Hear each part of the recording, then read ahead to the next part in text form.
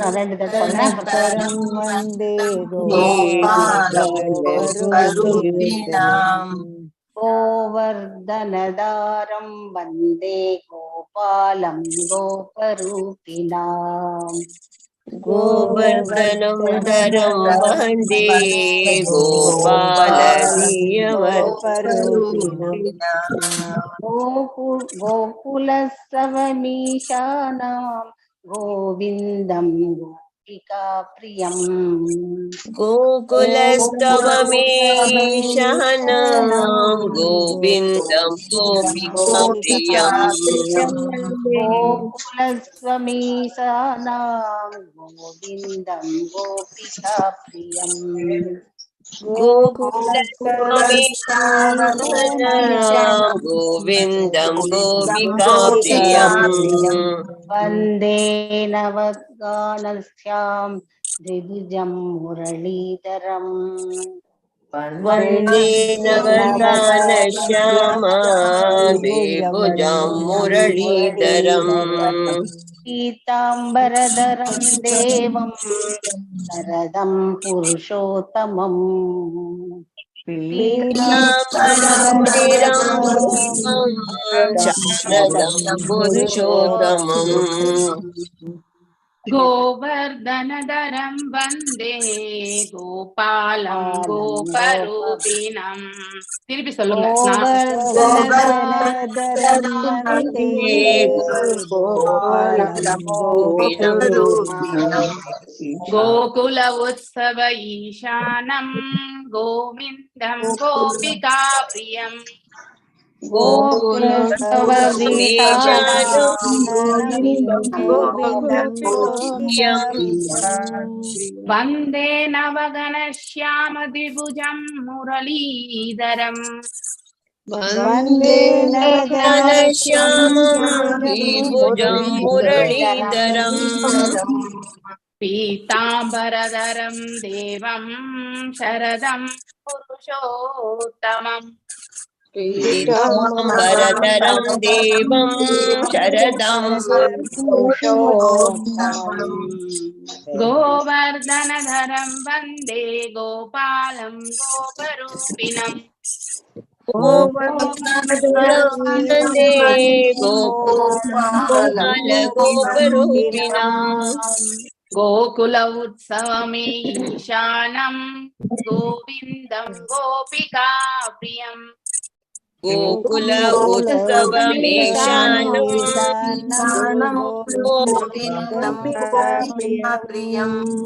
वन्दे नवगणश्याम द्विभुजं मुरलीधरम् वन्दे नवगणश्यामं द्विभुजनं मुरलीधरम् पीताम्बरधरं देवं शरदं पुरुषोत्तमम् पीताम्बरधरं देवं शारदं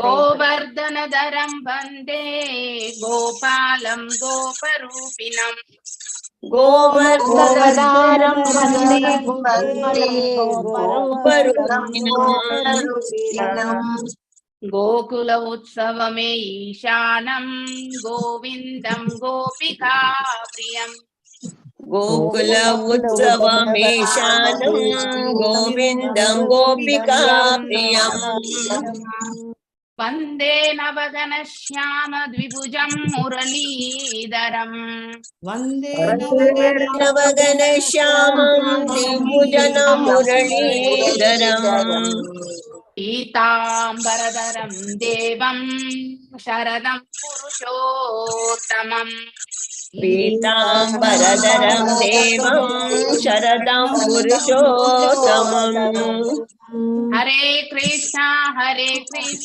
कृष्णा हरे हरे राम राम राम हरे हरे हरे कृष्णा हरे कृष्णा हरे हरे हरे हरे राम राम राम हरे हरे எல்லாருக்கும் हरे कृष्णा ओम नमो भगवते वासुदेवाय ओम नमो भगवते वासुदेवाय ஓம் நமோ பகவதே வாசுதேவாய.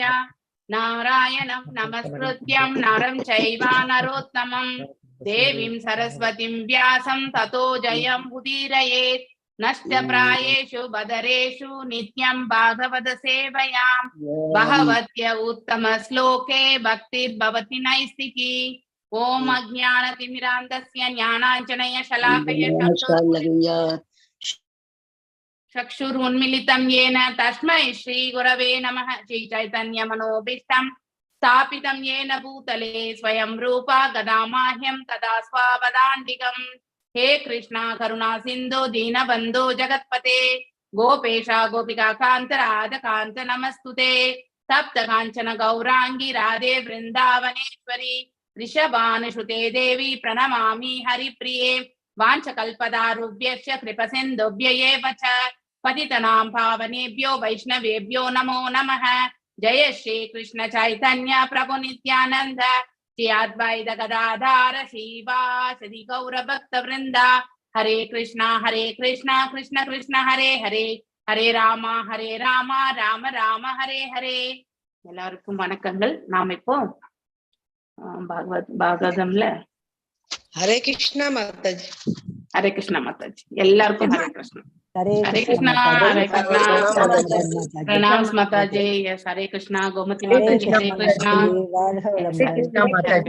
हरे कृष्णा. नमस्कार. हरे कृष्णा माताजी. हरे कृष्णा प्रभु. हरे कृष्णा माताजी. वाबीक्षु विद्रुमदडाकमलां रुद्धाक्षुः प्रशेयान् विधानि जवने तुलसी बीरीशम् अभ्यर्चति स्वलघम् उन्नस्सम् ईक्ष्य वक्त्रम् उच्छेदितं भगवते अमदाङ्गयश्रीः. यस जय महालक्ष्मी माता जी. वासिंग. हरे कृष्ण माता जी. वापीषु विद्रुमदडा अमलामृताप्सु प्रेष्यान् विदा निजवने तुलसीवीरीशम् अप्सयति स्वलकम् उन्नसम् ईक्षवक्त्रम् उच्चेष्वितं भगवतेति अमान्दयश्री. வாபிஷு குளங்களில் வித்ரும பவளத்தினால் செய்யப்பட்ட தடாசு கரைகள் அமல தெளிந்த அமிர்தம் அப்சு தண்ணீர் பிரேக்ஷ அன்விதா பணிப்பெண்கள் சூழ்ந்திருக்க நிஜவனே அவளது சோலையில் துளசி துளசியுடன் ஈசம் பரமபுருஷ பகவான் அப்சயதி வழிபடுதல் சு அலகம் திலகத்தினால் அலங்கரிக்கப்பட்ட திருமுகம் உன்னசம் நேரான நாசி ஈக்ஷ்ய காண்பதினால் பக்திர முகம் உச்சேஷிதம் முத்தமிடப்பட்டு பகவதா பரமபுருஷ பகவானால் இது இவ்வாறு அமத நினைத்து அங்க ஓ தேவர்களே யஸ்ரீ அவளது அழகு. மொழிபெயர்ப்பு. அதிர்ஷ்ட தேவர்கள் தங்கள் நந்தவனத்திலுள்ள பவளத்தினால் ஆன கரைகளை உடைய தாமரை தடாகங்களின் கரைகளில் துளசி இலைகளை அர்ப்பணித்து பகவானை வழிபடுவர். இவ்வாறு பகவானை வழிபடும் போது நீரினுள் அவர்கள் தங்களது நேரான நாசிகளை உடைய எழில் முகங்களின் நிழல்களை காண்பர். பகவான் முத்தமிடுவதனால் நாணி சிவக்கும் எழில் முகங்களைப் போல் அவர்களது அழகிய திருமுகங்கள் காட்சியளிக்கும். பொருளுரை. பொதுவாக கனவிலால் முத்தமிடப்படும் பெண்ணின் முகம் நாணி சிவந்து காண்பதற்கு மிக அழகாக இருக்கும். வைகுண்ட லோகத்திலுள்ள அதிர்ஷ்ட தேவதை கற்பனைக்கும் எட்டாத மிக அழகுடையவளாக இருந்த போதிலும் பகவான் தம்மை முத்தமிடுவதனால் மேலும் தமது அழகு முகம் அழகு பெறாதா என்று காத்திருக்கின்றனர். தடாகத்தின் கண்ணாடி போன்ற தெளிந்த நீரில் துளசி இலைகளை கொண்டு பகவானை வழிபடும் பொழுது அஷ்ட தேவதையின் எழில்முகம் அந்நீரில் நிழலாக காட்சியளிக்கிறது. ஹரே கிருஷ்ண மாதா. ஹரே கிருஷ்ணா. சோ மேல் இருக்கக்கூடிய வைகுண்ட லோகத்தில் இருக்கக்கூடிய வைபவங்கள், அங்கே இருக்கக்கூடிய அதாவது உயிர் வாழிகளுடைய நிலை இல்லையா, இது எல்லாமே இந்த சாப்டர்ல நம்ம அதெல்லாம் படிக்கிறோம். வைகுண்டத்தினுடைய வைபவங்களே படிக்கிறோம் நம்ம. வாபீக்ஷு வித்ரும தடாஸ்வ அமலாம் ருதாப்ஷு பிரேயஷ்யான் விதா நிஜவனே துளசிபீர் ஈஷம் அப்யர்ஷதி ஸ்வலகம் உன்னசம் ஈக்ஷ்ய வக்ரம் உஷேஷிதம் பகவதேதி அமதாங்க யஸ்ரீஹி. வாபிக்ஷு குளங்களில், அதாவது மேல நாம் இங்க இந்த பிரபஞ்சத்துல பாக்குறது எல்லாமே பிம்பம் பர்வர்டட் ரிஃப்ளெக்ஷன் தான் சொல்லுவாங்க இல்லையா. அதாவது தலைகீழாக இருக்கக்கூடிய அதனுடைய பிம்பத்தை தான் நாம் இந்த பௌதிகத்தில் பார்க்கின்றோம். அதனால மேல் உலகங்கள்ல கூட இங்க இருக்கக்கூடிய தடாகங்கள் மாதிரி அங்கேயும் தடாகங்கள் உண்டு. அங்கேயும் தாமரை இலை, அதாவது பூச்செடிகள் எல்லாமே உண்டு இல்லையா. குளங்கள், அங்கே நாம கூட இந்த இடத்துல ஒரு குளக்கரையில மரம் இருக்கும். அங்கேயும் வந்து நம்ம பூஜை புனஸ்காரங்கள் எல்லாம் இந்த காலகட்டத்திலே கூட நம்ம வந்து செய்கின்றோம். ஸோ இந்த வில்லேஜ் பக்கம்லாம் போனாக்கா இது இப்பயும் நிகழ்ந்து கொண்டுதான் இருக்கின்றது. அது மாதிரி அந்த மேல இருக்கக்கூடிய அந்த வைகுண்ட லோகத்திலுமே அந்த அழகான பெண்கள் வந்து அவர்கள் வந்து பக்தியை துளசி இலை கொண்டு பகவானுக்கு வந்து தொண்டு புரியும் பொழுது அவர்களுடைய தடாகத்தில் அவர்களுடைய பிம்பமே வந்து பார்க்கும் பொழுது அந்த நாசி, கூரான நாசி வந்து அந்த தடாகத்தில் வந்து தெரியும் பொழுது அவர்களுடைய நினைவு எங்கே செல்கின்றது என்றால், அதாவது பகவானிடத்தில் அவர்கள் கண்ணபிரான் அதாவது சிறு பிராயத்தில் வந்து துயிலிருந்து எழும்போது நம்ம அழகான பாடல் கூட உண்டு தமிழ்ல இல்லையா, ஆயர் பாடி மாளிகையில். அந்த பாடலுடைய ஒவ்வொரு வரியையும் நாம வந்து கண்மூடித்தனமாக கூட நம்ம பாடியிருப்போம். ஆனா அந்த வரிகளை படிக்கும் பொழுது இல்லையா, போதை முத்தம் பெறுவதற்கும் அப்படின்னு சொல்லிட்டு, அதாவது கண்ணபிரான் துயில் எழும்பொழுது அந்த போதை முத்தத்தை பெறுவதற்காகவும் ஆய்ச்சிகள் எல்லாமே வந்து காத்து கொண்டிருந்தார்கள் என்பது அந்த இடத்துல வந்து அழகாக வந்து எடுத்துரைக்கப்படுகின்றது. அதே நிலைதான் அங்கேயும். இங்கே இந்த பாடலின் மூலம் நாம் ஏற்றுக்கொள்வதற்கான பக்குவம் நமக்கு இருக்கு இல்லையா. அது போல வைகுண்டத்திலும் அதே நிலை இருக்கின்றது என்பதை நாம வந்து புரிந்து கொள்ள வேண்டும். சோ பகவானிடத்திலிருந்து முத்தம் பெற்றால் எப்படி இருக்குமோ அந்த ஒரு நிலை, பேர் ஆனந்தத்தை வந்து அவர்கள் வந்து அனுபவிக்கிறார்கள். அதனால் அவர்களுடைய முகம் சிவந்து இன்னும் அழகாக வந்து காட்சியளிப்பதாக இந்த பொருள் உரையில வந்து பிரபுபாதல் அவர்கள் ரொம்ப அழகாக விளக்கி இருக்கிறார். அததான் நாம இதனுடைய சாராம்சமே, இந்த ஸ்லோகத்தினுடைய சாராம்சமே இதுதான். சோ அமல தெளிந்த, அமிர்த அமிர்தம், அப்ஷு அதாவது தண்ணீர், பிரேக்ஷயா அன்பிதா பனிப்பெண்கள் சூழ்ந்திருக்க, நிஜவனே அவளது சோலையில் துளசியுடன் ஈஷம் பரமபுருஷ பகவான் அப்ரேஷயி வழிபடுதல், ஷூ அலகம் திலகத்தினால் அலங்கரிக்கப்பட்ட திருமுகம், உன்னஷம் நேரான நாசி, அதாவது அந்த பெண்களுடைய நாசி, பகவானை வந்து வழிபடுகிறார்கள் இல்லையா, அவர்களுடைய நாசியை பற்றி இந்த இடத்துல எடுத்துரைக்கப்பட்டிருக்கு. உன்னசம் நேரான நாசி, ஈஷ்ய காண்பதினால், வக்ரம் அவருடைய தடாகத்தில் அவருடைய நாசி, அவருடைய திருமுகத்தை அவர்கள் காணும் பொழுது, உச்சேஷிதம் முத்தமிடப்பட்டு அந்த உணர்வை அவர்களுக்கு ஏற்படுத்துகின்றது. ஏனென்றால் பகவானை நினைத்து கொண்டு அவர்கள் வந்து அந்த இடத்துல வந்து they are doing the austerity இல்லையா. சோ பகவதா பரமபுருஷ பகவானால் இது இவ்வாறு அமர்ந்த நினைவினால் அவர்கள் வந்து செய்கிறார்கள். அங்க ஓ தேவர்களே யத் ஸ்ரீ அவளது அழகு. சோ அதிர்ஷ்ட தேவதைகள் தங்கள் நந்தவனத்தில் உள்ள அவர்கள் இருக்கக்கூடிய அந்த நந்தவனத்திற்குள்ளேயே பவளத்தினாலான கரைகளுடைய, இப்ப நம்ம கடையில போய் ஒரு சிறு பவளம் வாங்கணும்னா அது அபிஷியலா கோரல் இல்லையா, கிடைக்கிறதே ரொம்ப ரொம்ப கஷ்டம். வெறுமனே பவளம் ஒரு அணிகலன்ல வேணா தருவாங்களே வழிய நமக்கு பவள மாலை வந்து அவ்வளவு சுலபத்துல வந்து கிடைக்கிறது கிடையாது.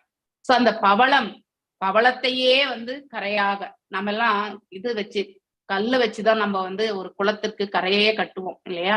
ஆனா அந்த இடத்துல பவளக்கல்லை வைத்து கரையை கட்டியிருக்கிறார்கள். தாமரை தடாகங்களின் கரைகளில் துளசி இலைகளை அர்ப்பணித்து, சோ அந்த இடத்துல தாமரை, இந்த மாதம் வந்து மல்லிகைப்பூ, துளசி மற்றும் தாமரை, இந்த மூன்றை கொண்டுமே பகவானுக்கு நாம வந்து அர்ச்சனம் செய்ய முடியும். அது அர்ச்சனம் செய்ய வேண்டும், செய்தா அது ரொம்பவுமே விசேஷம் என்று சொல்லப்படுகின்றது. அதனாலதான் இந்த இடத்துல நம்ம பார்க்கும் பொழுது கூட துளசிக்கும் தாமரைக்கும் எல்லாமே நிறைய சம்பந்தம் இல்லையா.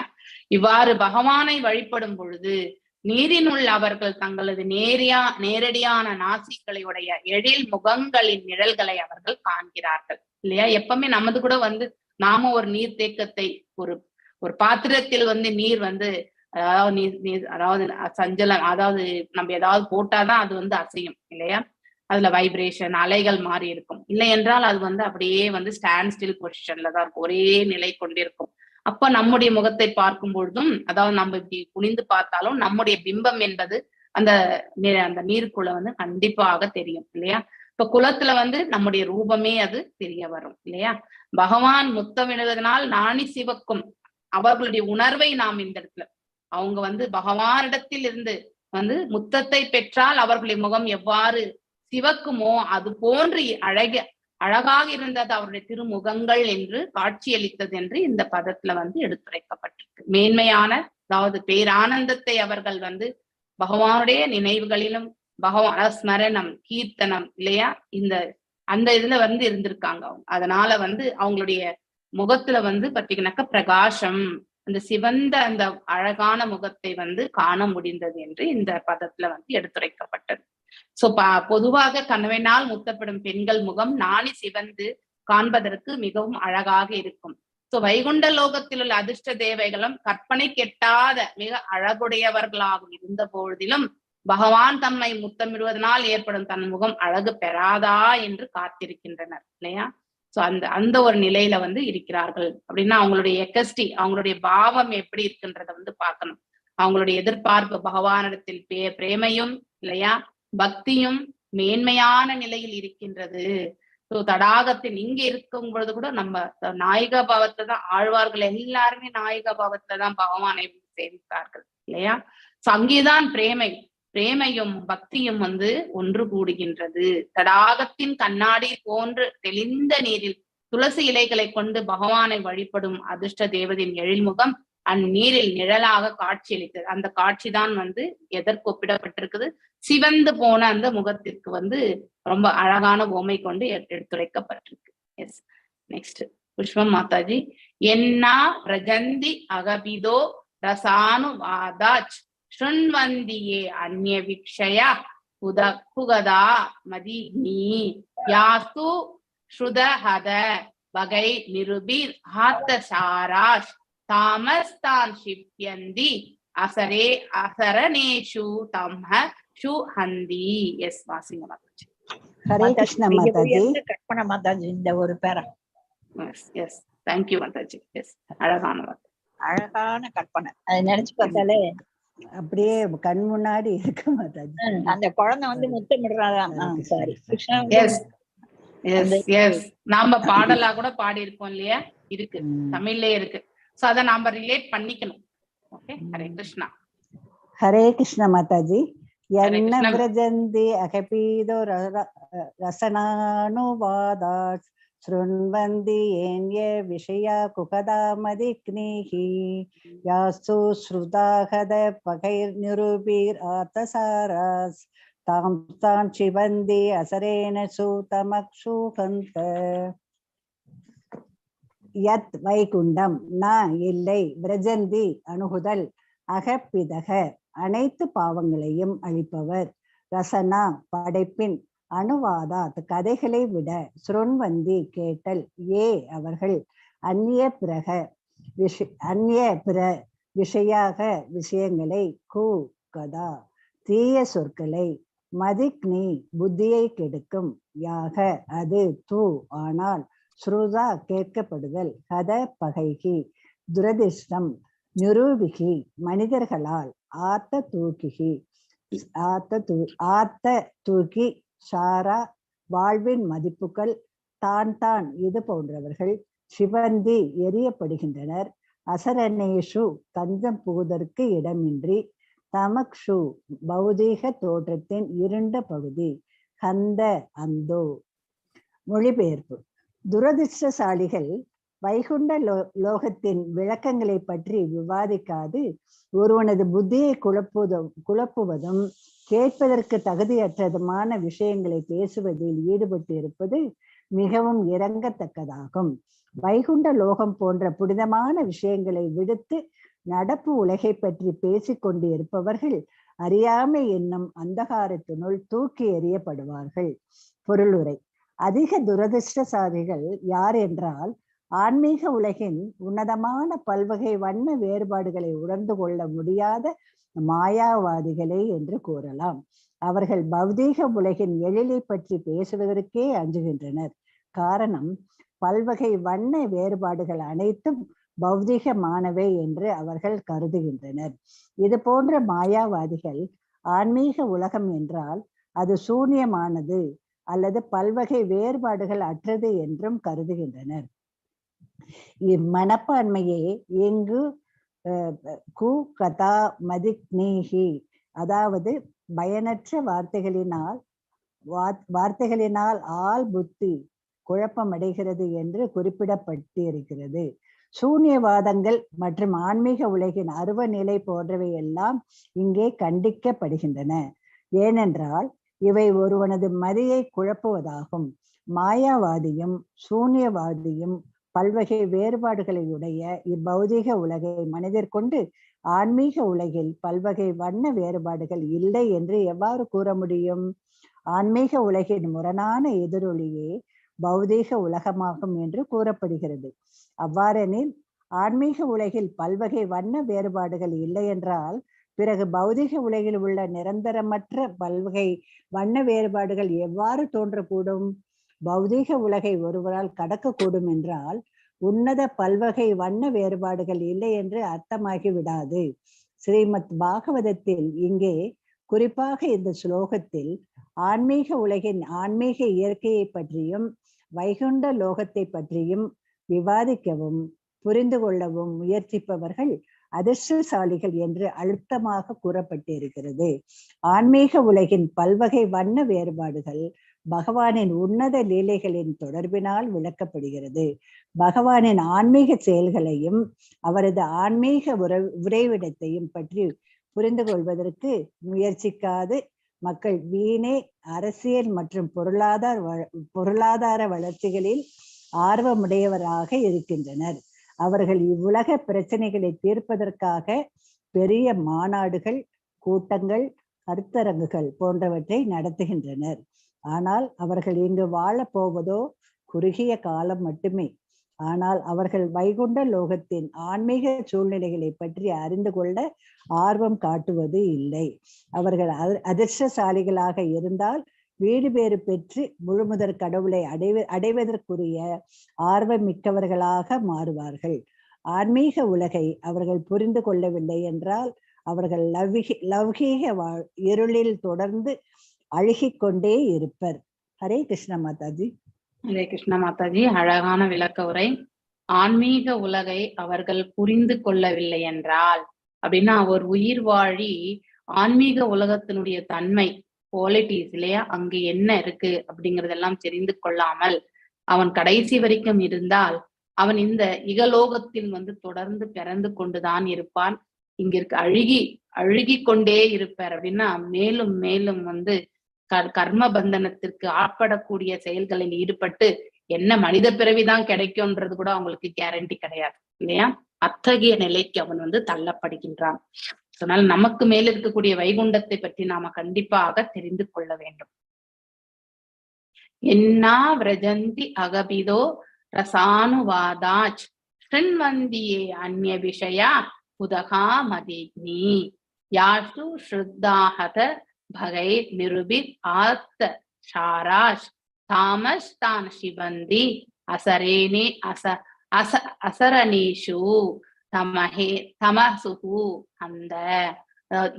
அந்த வைகுண்டம் நான் இல்லை, பிரஜந்தி அணுகுதல், அகபிதாக அனைத்து பாவங்களையுமே அழிப்பவர் எல்லாம் வல்ல இறைவன், ரஷனா படைப்பு இல்லையா, அனுவாதா கதைகளை விட ஸ்ருண்வந்தி கேட்டல், அவர்கள் அந்நிய பிற விஷயங்களை, கதா தீய சொற்களை, மதக்னி புத்தியை கெடுக்கும், அது ஆனால், கேட்கப்படுதல், பகை துரதிர்ஷ்டம், நிருபி மனிதர்களால் ஆத்த தூக்கி, சாரா வாழ்வின் மதிப்புகள், தான் அதாவது இது போன்றவர்கள் சிவந்தி எரியப்படுகின்றனர், அசரணேஷு தஞ்சம் புகுதற்கு இடமின்றி, தமசுகு பௌதிக தோற்றின் இருண்ட பகுதி, அந்தோ. அதாவது இதுல ஒன்று பக்தர்கள் மற்றும் பக்தியின் தரப்பில் தன்னை அதாவது மேன்மையாக இட்டு செல்லக்கூடிய அத்தகைய பாதையில் இருப்பவர்கள், இன்னொரு புறம் சூன்யவாதிகள், இன்னொரு புறம் மாயாவாதிகள், அதற்கு மேல நாஸ்திகவாதிகள். இத்தனை ரகமான மனிதர்கள் இந்த பிரபஞ்சத்துல உண்டு.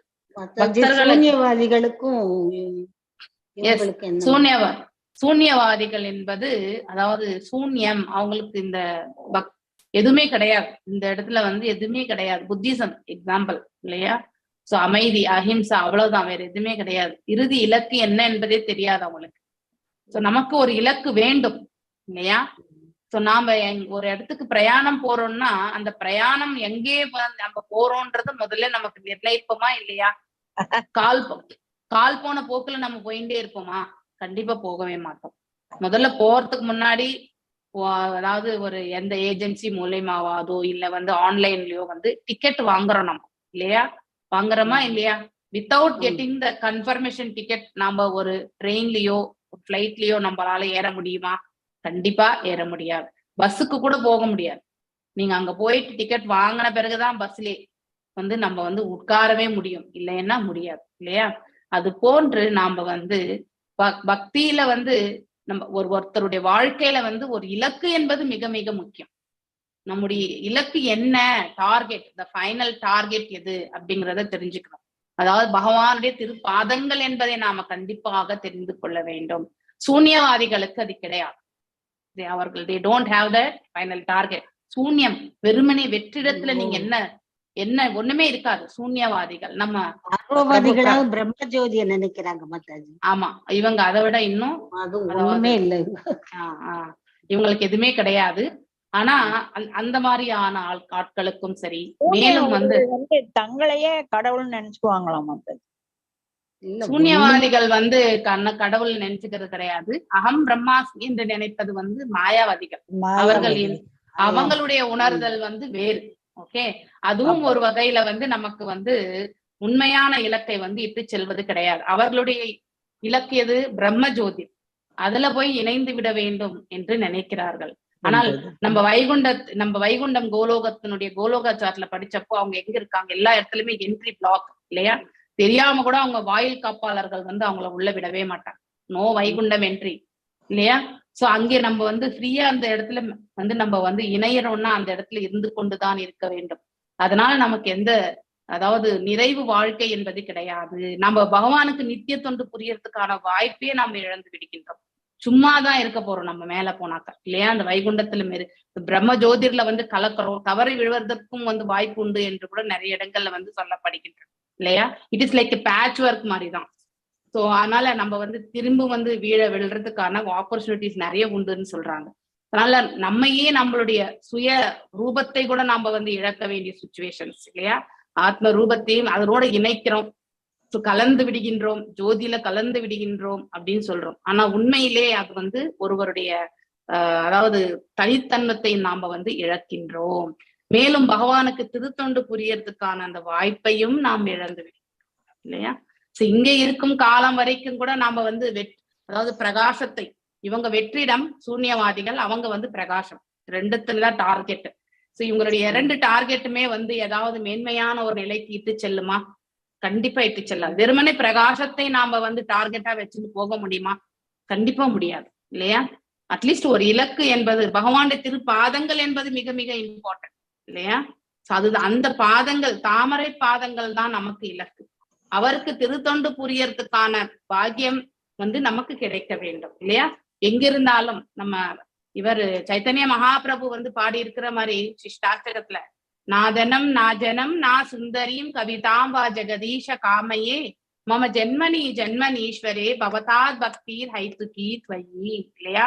சோ ஜென்மங்கள் எனக்கு, அதாவது மீண்டும் இந்த உலகத்துல பிறவி எடுத்தா கூட எனக்கு ப்ராப்ளமே கிடையாது. ஆனா நான் எப்பொழுதுமே தங்களுக்கு நித்திய தொண்டு புரிவதற்கான பிராப்தத்தை மட்டும் எனக்கு கருணை புரியுங்கள்னு சொல்லிட்டுதான் பாவான்ட்ட கேட்கிறார் இல்லையா? அப்படிப்பட்ட ஒரு நிலைதான் நாம வந்து வளர்த்து கொள்ள வேண்டும். எங்க இருந்தாலும் அது சொர்க்கமா இருக்கட்டும், நரகமா இருக்கட்டும், இல்லை இந்த புவியா இருக்கட்டும், நாம எந்த ரூபத்தை ஏற்றிருந்தாலும், எவ்வாறு கஜேந்திரன் இல்லையா? கஜேந்திரன் கஜேந்திர மோட்சம் நம்ம படிச்சிருக்கோம். அவர் மன்னர் இல்லையா? அதாவது இந்திரஜீவனன் வந்து சாபத்தை பெற்றதால் வந்து அவன் வந்து கஜேந்திரன் ஆகின்றான். கஜேந்திரன் ஆகும் பொழுது கூட அவன் பக்தியை செலுத்துகின்றான். அதனால்தான் பகவான் வந்து அவனுக்கு மோட்சத்தை கூட வழங்குகின்றார். எந்நிலை ஆகினாலும், எக்ஸாம்பிள் இன்னொன்னு ஜடபாரதர், அதுக்கு முன்னாடி அவர் வந்து மானாக இருந்து இல்லையா, தன்னுடைய அதாவது பக்தியினுடைய இது வந்து அந்த நினைவுகள் இருந்ததால் தான் வந்து அவர் மீண்டும் வந்து மனிதனாக பிறக்கக்கூடிய ஒரு பிராப்தத்தையும் அவர் பெற்றார் இல்லையா. அதனால பக்தியினுடைய இது வந்து என்றைக்குமே வந்து அதாவது வேஸ்டே ஆகாது. எங்க நாம விட்டு இருக்கோமோ அங்கிருந்து நம்ம கண்டிப்பா தொடருவோம். அது நம்ம அடுத்த பிறவியா இருக்கலாம், இல்லை மோட்சம் அடைந்தாலுமே பகவானுடைய வைகுண்டத்திற்கு சென்றாலும் கோலோகத்திற்கு சென்றாலும், இல்லை நாம எந்த ரூபத்துல ராமரை நாம துதித்தால் ராமர் இருக்கக்கூடிய அயோத்திக்கு சென்றாலும் அங்கேயும் வந்து நாம பக்தியை வந்து நாம செய்து கொண்டுதான் இருப்போம் இல்லையா. அதனால மேல இருக்கக்கூடிய உலகம் வந்து எப்பொழுதுமே நமக்கு திருத்தொண்டு புரியறதுக்கான வாய்ப்பை வழங்குகின்றது. நித்திய திருத்தொண்டு. அந்த இடத்துல நம்ம வேற எந்த செயலிலுமே ஈடுபடுவதும் கிடையாது. பகவானை தவிர நம்ம வேற எதையுமே நினைக்கிறதும் கிடையாது. அப்படிப்பட்ட ஒரு சூழ்நிலை அந்த இடத்துல.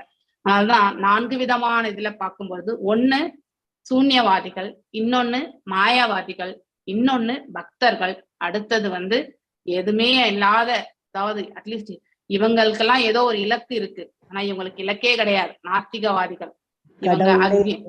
கடவுளே கிடையாது இல்லையா. கடவுளே அறியாமை என்னும் அந்த காரணத்தில் அப்படின்னா அந்த இடத்துல போய் அவங்க விழுந்துருவாங்க. கீழே இருக்கக்கூடிய உலகங்கள்ல இருப்பாங்க, அடமா இருக்காங்க. எஸ், அறியாமை. அறியாமையினுடைய உச்சகட்டம். அறியாமையில உச்சகட்டத்துல இருக்கிறவங்களுக்கு நம்ம எதையாவது சொல்லி கொடுக்க முடியுமா? அவங்க கொஞ்சம் தெரிஞ்சிருந்தாலும் வேணும்னே கூட நெகட்டிவா பேசுறது அப்படி செய்யறாங்க. நாத்திகவாதிகள் அவங்க நாத்திகவாதிகளுக்கு புத்தியும் உண்டு, நல்ல அதாவது பாத்தீங்கன்னாக்கா பகுத்தறிவு என்பது உண்டு. ஆனால் அதை அவர்கள் நல்வழியில் வந்து உபயோகப்படுத்துறது கிடையாது. தர்க்கம் பண்ணணுங்கிறதுக்காகவே வாக்குவாதம் எல்லாம். எஸ். சோ அவங்க இன்னும் இழிவான நிலைக்கு செல்வார்கள். இந்த 4 விதமான நிலைகளை பற்றி நாம தெரிந்து கொள்ள வேண்டும். இதுல பக்தர்களுக்கு வந்து பகவான் வந்து என்றைக்குமே அருள் புரிகிறார். இவன் சகல ஜீவராசிகளும் அவருடைய கருணையால் தான் இங்க வந்து ஜீவித்துக் கொண்டிருக்கிறது. அவன் நாத்திகவாதி என்ன இருக்கட்டும், சூன்யவாதி என்ன இருக்கட்டும், மாயாவாதி என்ன இருக்கட்டும், யாராக இருக்கட்டும், அனைவருமே இந்த பிரபஞ்சத்தில் வந்து பகவானுடைய அருளால் தான் வந்து இங்கே வந்து நாம ஒவ்வொரு க்ஷணமும் நாம வந்து நாம் ஆற்றக்கூடிய காரியங்கள்ல நம்ம ஈடுபட்டு இருக்கின்றோம் என்றால் அவருடைய கருணையால தான். அவர் நம்ம ஹிருதயத்தில் இருந்து கொண்டு நம்மளை செயலாக்கி கொண்டிருப்பதால் தான் நாம் அனைத்து செயல்களிலுமே ஈடுபட்டு கொண்டிருக்கின்றோம் இல்லையா. இந்த காமனான இந்த கருணை என்பது பகவான் எல்லா ஜீவன்களுக்குமே வழங்குகிறார். அதுல அவர் எந்த பாரபட்சம் காட்டுவது கிடையாது. ஆனால் தன்னையே நம்பி இருக்கக்கூடிய, அதாவது எப்பொழுதுமே வந்து பகவானிடத்தில் பக்தி கொண்டு பக்தியை வந்து அவர்கள் சேவையாக செய்து கொண்டிருப்பவர்களுக்கு இன்னும் அதீத கருணை என்பதை அவர் கண்டிப்பாக வழங்குகிறார். இது கண்டிப்பா பௌதீக உலகத்திலேயே நாம இப்படிப்பட்ட சுபாவத்தை கொண்டவர்கள் தான் இல்லையா. சாதாரணமா நாம ஏதாவது கொடுக்கணும். இப்ப ஒரு ஆர்கனைசேஷன் ரன் பண்றாங்க. ஒரு ஆர்கனைசேஷன்ல அநேக, அதாவது பாத்தீங்கன்னாக்கா டிபார்ட்மெண்ட்ஸ் இருக்கு இல்லையா, ஒவ்வொரு பிரிவுகள் என்பது இருக்கின்றது. இந்த ஒவ்வொரு பிரிவிலுமே அதாவது பெஸ்ட் எம்ப்ளாயி அவார்ட் எல்லாம் நம்ம கண்டிப்பா கொடுக்குறோமா இல்லையா, கொடுக்குறோம் இல்லையா. அதுல யாரு நல்லா வேலை செய்யறவங்களுக்கு வந்து பர்ஃபார்மன்ஸ் பேஸ்ட் வந்து ஒரு அவார்டு கண்டிப்பா கொடுக்குறாங்க. அதற்கான வெகுமதியும் உண்டு இல்லையா, ரெமுனரைசேஷனும் உண்டு. அவங்களுடைய ஹைக்ஸ் எல்லாமே பாத்தீங்கன்னாக்கா மேன்மையா இருக்கும். வருடத்துக்கு ஒரு முறை வந்து நமக்கு வந்து சேலரி ஹைக்ஸ் என்றது கொடுக்குறாங்க. அதுல அவங்களுக்கு ஹைக்ஸ் என்பது நிறையவே இருக்கும். அந்த மாதிரி வெகுமதி என்பது இங்க நாமளையும் பௌதீகத்திலேயே நாமளும் செய்யறோம். அதையே பகவான் செய்யக்கூடாதுன்னு நாம் நினைக்கிறோம் இல்லையா. பகவான் ஏன் அவங்கள மட்டும் காப்பாத்துறாரு, நம்மள காப்பாத்தலன்னு நினைக்கிறோமா இல்லையா. நார்மலா இருக்கக்கூடிய ஒரு மனிதரும் பக்தனுக்கும் வந்து வித்தியாசம் பார்க்கும் பொழுது, நார்மலா இருக்கக்கூடிய ஒரு மனிதன், ஒரு நாத்திகவாதியை கூட எடுத்துக்கோங்க, இல்லைன்னா ஒரு நார்மல் பக்தியே அற்ற நிலை, ஆனா அவங்க வந்து தே ஆர் நாட் அகெயின்ஸ்ட். அவங்க எப்பவுமே சங்கடத்துல உழந்து கொண்டுதான் இருப்பாங்க. ஏன்னா அவர்கள் தான் அனைத்து செயல்களிலுமே ஈடுபட்டு கொண்டிருக்கின்றோம் என்ற நிலைவு. மேலும் அவங்களுக்கு ஆத்மாவை பற்றியான அந்த ஞானமோ உடலால் தான் அவங்களுடைய ஐடென்டிபிகேஷன், இத்தகைய நிலையெல்லாம் அவர்கள் இருக்கும் பொழுது கண்டிப்பாக ஒரு பக்தனுடைய நிலையை காணும் பொழுது அவங்களுக்கு வந்து பகவான் அவங்களுக்கு மட்டும் அவ்வளவு செய்திருக்கார் அப்படிங்கிற ஒரு கடவுள் அவங்களுக்கு மட்டும் பண்றாங்க, நான் பாரு எப்பயுமே கஷ்டப்பட்டு இருக்கேன் அப்படின்ற ஒரு உணர்வு கண்டிப்பா ஏற்படும் இல்லையா. சோ இது ஏன் இந்த பாகுபாடு அப்படின்ற ஒரு இது. சில பேர் வந்து எப்பயாவது கோயிலுக்கு போயிட்டு கூட வந்து ஏதோ ரொம்ப திருத்தொண்டு புரிந்த மாதிரி அவங்களுக்கு ஒரு நினைப்பு கூட இருக்கும். சோ அங்கே வந்து வாக்குவாதம் கூட பண்ணுவாங்க அந்த டிடி முன்னாடி இல்லையா, அர்ச்ச விக்கிரகத்துக்கு முன்னாடி. உனக்கு கண் இல்லையா, நான் இவ்வளவு கஷ்டப்படுறேனே அப்படிலாம் வந்து பேசக்கூடியவர்கள் எல்லாம் உண்டு இல்லையா. உண்மையிலே பகவானுக்கு கண் இருப்பதால் தான் நாம அட்லீஸ்ட் அந்த கால்களோடு நடந்து அந்த அந்த இடத்துல போய் அர்ச்ச விக்கிரகத்துக்கு முன்னாடி நிக்கிறதுக்கும் நமக்கு ஒரு ஆப்பர்ச்சுனிட்டி கொடுத்திருக்காரு இல்லையா? அதை நினைக்க வேண்டும். அதை நாம நினைப்பது கிடையாது. நாம் இருப்பதை கொண்டு திருப்தி கொள்ளக்கூடிய அந்த பக்குவம் என்பது நமக்கு கிடையாது. எவ்வளவு போதும் என்ற மனமும் நமக்கு கிடையாது. கொடுத்துட்டே இருந்தா இன்னும் வேண்டும் வேண்டும் என்று நினைக்கக்கூடிய அந்த பௌதிக பண்பை தான் நாம வளர்த்து கொண்டிருக்கின்றோம். பகவானாக கொடுப்பது என்பது அது நமக்கு திருப்தி கொள்ள வேண்டும். அவ்வாறு திருப்தி கொண்டாலே அதுவே நமக்கு பேரானந்தத்தை கொடுக்கும். ஆனால் நமக்கு நிறைவு என்பது கிடையாது. சோ இப்படிப்பட்ட மனிதர்களும் இந்த புவியில் உண்டு. அதனால்தான் பக்தர்கள் எந்த சூழ்நிலை அவங்களுக்கும் வறுமை இருக்கும். எல்லா பக்தர்களுமே ஹை ஆப்பலன்ஸ்ல இருக்காங்கன்றதுக்கான ஏதாவது கேரண்டி இருக்கா? கிடையவே கிடையாது. சோ அதனால வெறும் புவர் பீப்புளா இருக்கிறவங்க ஒரு தூய பக்தன் ஆக முடியாதா என்ன? கண்டிப்பா அந்த மாதிரிலாம் சொல்லவே முடியாது.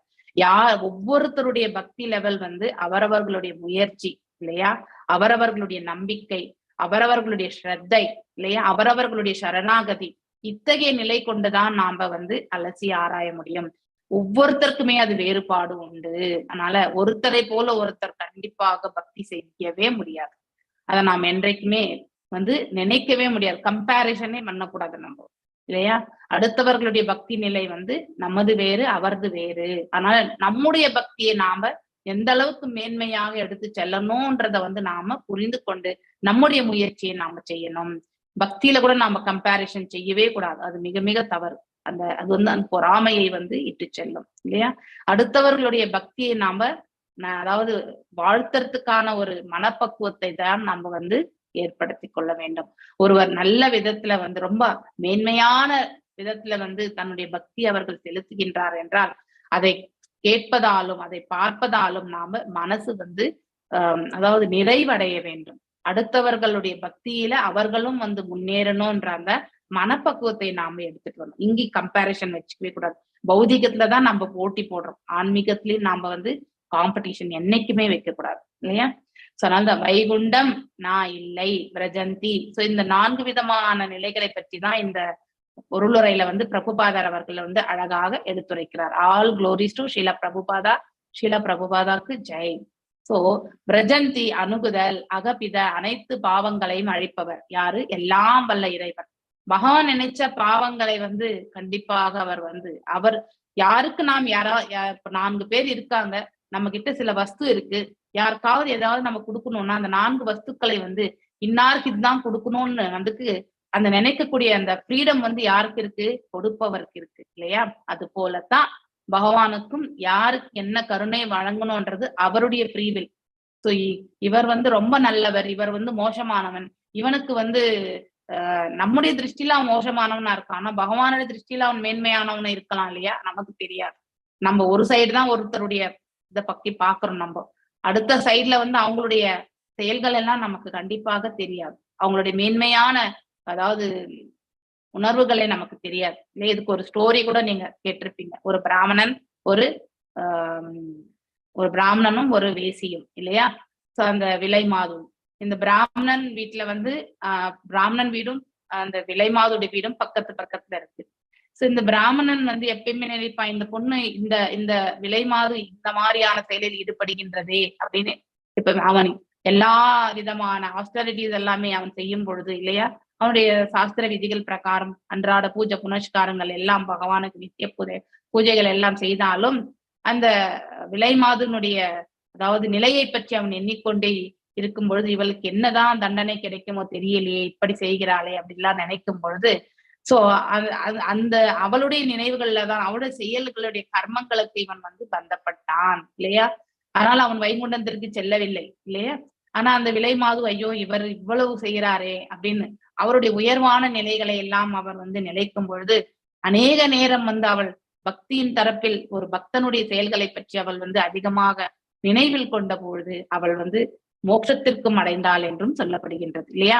அதனால நற்கதி அடைந்தாள். அதனால நாம செய்யக்கூடிய செயல் மேன்மையானதாக இருந்தாலும் உணர்வில் அந்த மேன்மையை நாம இட்டு செல்ல வேண்டும். உணர்வில் நாம தவறான விஷயங்களை வைத்துக்கொண்டு வெளிப்புறத்தில் நாம உசிதமான செயலை ஆற்றுகின்றோம், நாம ஜபம் செய்கின்றேன், பிரசாதம் ஸ்வீகரிக்கின்றேன், பக்தர்களோட அசோசியேஷன் இருக்கின்றேன் அப்படிலாம் நினைச்சுக்கிறதுனால எந்த பிரயோஜனமும் கிடையாது. மனதில் இருக்கக்கூடிய அழுக்கை நாம முதலில் களைய வேண்டும் இல்லையா? அடுத்தவர்களுக்கு வந்து நன்மையை கொடுக்கக்கூடிய செயலை மட்டும்தான். சோ அந்த பிராமணர் என்ன செய்திருக்கலாம், அந்த பெண்ணுக்கு ஒரு விமோக்ஷனத்தை வந்து வழங்குவதற்கு பகவான்கிட்ட ஒரு பிரார்த்தனை பண்ணிருக்கலாம் இல்லையா? நற்கதிக்காக பிரார்த்தனை. ஏனென்றால் எல்லா செயல்களுக்கும் ஒரு காரணம் உண்டு. சோ அப்படி இருக்கும் பட்சத்துல வந்து அவளுடைய பூர்வ ஜென்ம கர்மத்தினால் அவள் இப்பொழுது அவளுடைய எத்தகைய செயலில் இருக்கிறாள். அப்படி இருக்கும்போது அதுல இருந்து அவளுக்கு ஒரு விமோசனம் கிடைக்கிறதுக்காக பகவான்கிட்ட பிரார்த்தித்திருக்கலாம் இல்லையா? அதை விடுத்து அவள் ஆற்றக்கூடிய கர்மங்களில் வந்து நினைவுகளை பந்தப்படுத்தியது வந்து மிக மிக தவறான ஒன்று. சோ அதனால நாம் ஆற்றக்கூடிய கர்மங்களில் வந்து சுத்தத்தை வந்து மேன்மையா, பியூரிட்டி இந்த ஆஸ்பெரிட்டிஸ், நாம் எந்த பக்தி செயல் செய்தாலும் அதுல வந்து சுத்தத்தை வந்து மேன்மையாக இட்டு செல்ல வேண்டும். தூய்மை மனதளவில் நாம கண்டிப்பாக தூய்மை அடைந்தால் மட்டுமே நாம் ஆற்றக்கூடிய கர்மங்களுடைய வந்து கர்மங்களுடைய அதாவது செயல்களுடைய மேன்மை வந்து அதனுடைய பலனும் வந்து அடுத்தவர்களுக்கு நன்மையாக வந்து அமையும். இல்லை என்றால் அது நமக்கே நன்மையாக அமையாது அப்படிங்கிறதையும் நாம புரிந்து கொள்ள வேண்டும். சோ கரைகளர் சுன்வந்தி கேட்டல் ஏ அவர்கள் அந்நிய பிற விஷயங்களை கூகதா தீய சொற்களை மதிக்னி புத்தியை கெடுக்கும் யா அது தூ ஆனால் ஸ்ருதா கேட்கப்படுதல் ஹத பகை துரதிஷ்டம் நிரூபி மனிதர்களால் ஆத்த தூக்கி ஷரா வாழ்வின் மதிப்புகள் தான் இது போன்றவர்கள் சிவந்தி எரியப்படுகின்றனர்.